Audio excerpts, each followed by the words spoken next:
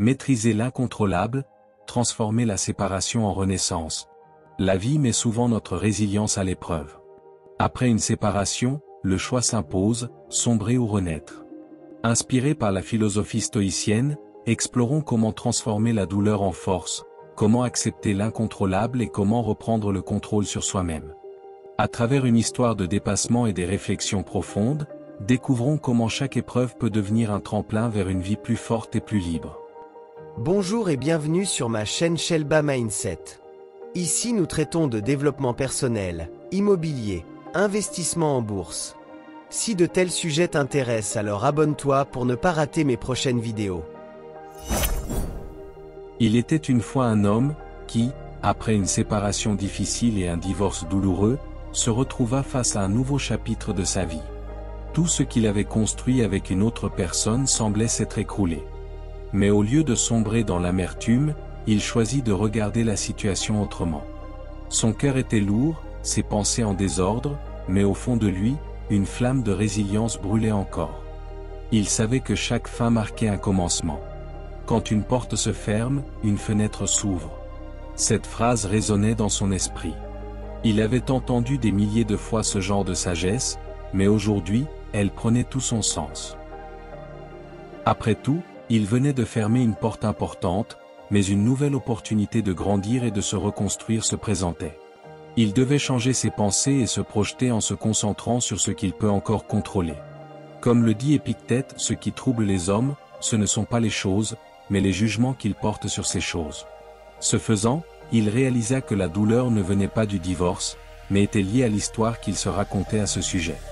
Était-ce une fin tragique ou une libération ?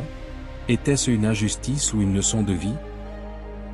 Toi qui m'écoutes, je t'invite, à cet instant précis, à réfléchir à la porte que tu as fermée récemment.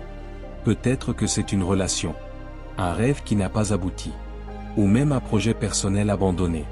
Qu'est-ce qui pourrait être la fenêtre qui s'ouvre à toi maintenant ? Les jours passaient et il sentait l'envie de s'apitoyer sur son sort. Mais il se souvenait de la maxime suivante de Marc Aurèle qui résonnait en lui. Ne gaspille pas ton énergie à regretter le passé ou à craindre l'avenir. Ce qui importe, c'est le présent. Il réalisa alors que chaque matin était une opportunité de se forger un nouvel état d'esprit. Il n'avait à présent aucun contrôle sur ce qui s'était passé, ni sur ce que son ex-femme ressentait désormais. Mais il avait un contrôle absolu sur une chose, lui-même. Il se mit à appliquer un principe essentiel du stoïcisme, Amor Fati, qui se traduit « l'amour du destin ». Il devait alors accepter non seulement ce qui y arrivait, mais aussi l'embrasser pleinement comme un tremplin vers quelque chose de plus grand. En dépit de sa force de caractère qui s'affinait avec le temps, de sa résilience qui se développait, il arrivait qu'il se sente triste, qu'il frise le découragement. Mais il était déterminé à avancer. Dans de tels moments, il relisait la parole suivante du stoïcien Sénèque qui lui donnait un nouvel élan. La difficulté montre ce que tu es réellement. Certes que ce divorce était une épreuve. Oui. Mais les épreuves ne brisaient pas les hommes, elles révélaient leur vraie nature.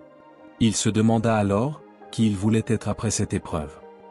Un homme brisé par son passé ou un homme forgé par l'adversité ? Ce jour-là, il se fit une promesse, ne plus gaspiller son énergie sur ce qu'il ne peut pas changer.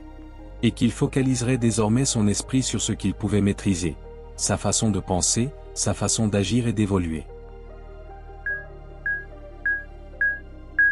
Un jour, en marchant seul dans un parc, il observa le vent agiter les feuilles et se souvint d'un autre enseignement. La pierre et l'acier sont forgés par le feu, l'homme par l'épreuve. Il décida alors de voir sa situation comme un feu purificateur.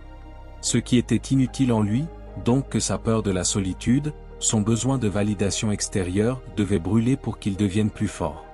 Il adopta une routine disciplinée en incluant de lever tôt, de faire du sport, de lire des textes stoïciens, et surtout de se donner des moments de solitude choisis et non subis.